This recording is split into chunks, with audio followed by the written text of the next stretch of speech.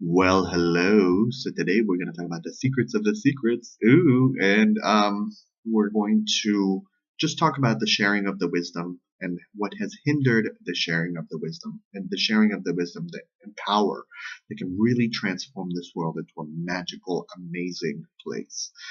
Kabbalah. It's Kabbalah. Eventually we're all going to get there, but Kabbalah is just kind of like the Red Bull. It's not easy. But Kabbalah is pretty much the Red Bull to world peace. That's the best way that I could explain it. And we need it because right now people are enduring pain and suffering. So in order to remove the pain and suffering, we need the Kabbalah. But why has the Kabbalah been hindered? Why religiosity? Religiosity, people within the groups themselves, they've kind of like kept it aside, away from people. You're not ready. You're not ready for this. I don't think you're ready for this kind of jelly. That's pretty much it. I don't think you're ready for this kind of jelly. When in reality, this kind of jelly could have saved the entire world. But what are various different forms that it has been hindered? Well, Karen Berg, one of the most notable Kabbalah teachers, because she's a female, the first female. First of all, let's talk about how historic that is. The first leading female Kabbalah teacher. And she was sent to the hospital. She was sent to the hospital by rabbis, Hasbe Shalom. And because they didn't, I don't want to go into the story. I don't want to go into the full story just because, Hasbe Shalom. But there was a bat involved. And because she's a female, because she's a woman, and she was teaching the Kabbalah, and people had a problem with that, a very strong problem with that, they went after her. And why has the teaching of Kabbalah been an issue? For some people have said, the rumors have been that it'll burn you. It'll literally, like, not literally burn you, but it'll kind of bring negativity into your life and see how you deal with it. Well, I'm going to explain how it works. Basically, when you start studying Kabbalah, your darkness is brought forward. Your own personal darkness is brought forward. And so you can deal with it. You're like being cleansed. So you have to deal with the darkness. You have to deal with your own specific issues because before you study Kabbalah, I want to say to you that you are making a contract. You're making a contract to make the world a better place, to become a better human being.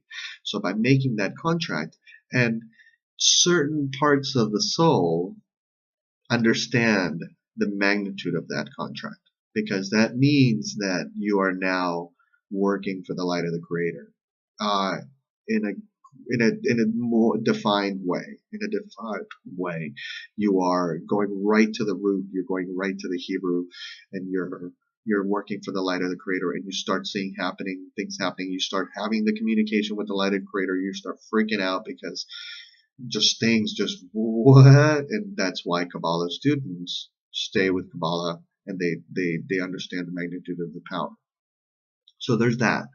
How has Kabbalah been hindered? Kabbalah from being shared throughout. How has Kabbalah been hindered from being everywhere, like being more the largest spirituality in the world? Why? Because first and foremost, the difference between the two brothers, Isaac and I forget his name, Ishmael, Isaac and Ishmael, and they're both sides. Basically, they're both the children of Abraham. Ishmael is actually the older son. So theoretically, according to the Torah itself, it says that Ishmael is supposed to receive the wisdom. Now, the descendants of Ishmaels are Muslims. What? So Kabbalah wisdom is theoretically, first and foremost, supposed to be shared with the Muslim community. What? Yes, according to the Torah itself, according to the teachings of Abraham, what? And the teachings of Moses. What? That's why you see a large number of Muslims that I've gathered a great deal of Muslim friends because they understand that deeper wisdom, that world peace will come when the Muslim community and the Jewish community come together and they start sharing with one another. It's like, well, what do you know? What do you know? And then they start realizing how they're basically just brothers. They're siblings. They're siblings of a one race. Once they come together and start even and going through the text and going through all the dialogue in order to understand, but in the process, there's certain people that have come into the earth and basically certain negative entities that have come into the earth and hindered that process through religiosity and through division and saying those people are bad, you need to get rid of those people, or those people are bad, you need to get rid of those people. And in reality, it was a code. In reality, even when you look at the Torah, it's a code of getting rid of the elements within oneself. It's not about, if you're looking at the Torah from a face value, if you're seeing it like, but it says that, you are actually hurting yourself. You're actually releasing poisons into the world. So it's about looking at the numerical value and understanding that at the root core there is love. So one of the main elements that people talk about are a man shall not lie with another man. Well, what does that mean? That means the soul of a man shall not lie with the soul of another man. That's, and sometimes men have female spirits and sometimes female souls, as we have seen throughout society. And sometimes there is a gradient of male and female souls. So sometimes people have different elements at different times. What? Yes, I personally, this is not a Kabbalah teaching, but I do believe that you go through your channeling at all different times. So during certain times of the year, and during certain times of the day, you may be more male than female. During nighttime, you have more female elements than male elements because the nighttime is associated to the moon and to receiving. Whereas in the daylight, you may have more male elements because, because it's associated to the sun and male energy and whatnot. So that's a theory. That's a theory out there that I throw out there, and the Kabbalah Center and the Kabbalah people and love the questioning and love I'm like, well, I throw this theory out. Does it check out in the numerical number? And then the deeper Kabbalah teachers go, ooh, maybe, I don't know, who knows? So that's what I love about Kabbalah, is that it's one of those wisdoms that there shouldn't be any judgment. There should not be any judgment. But there is, and people at times are still caught up within the religiosity of it. Even people within the Kabbalah Center can be caught up within the religiosity of it.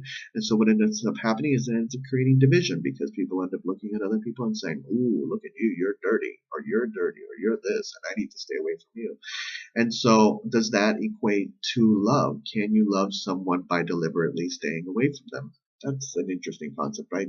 You're dirty, but I still love you? I don't know. I think those are those are things that we need to really question.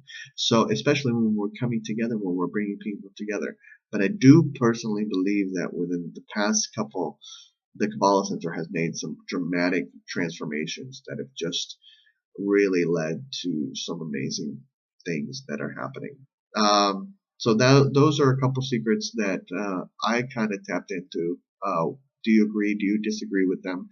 Let me know. Does the soul transform? Is it receiving, giving at different times of the day? Yeah, maybe, maybe not. So I want to wish you all a wonderful, wonderful year.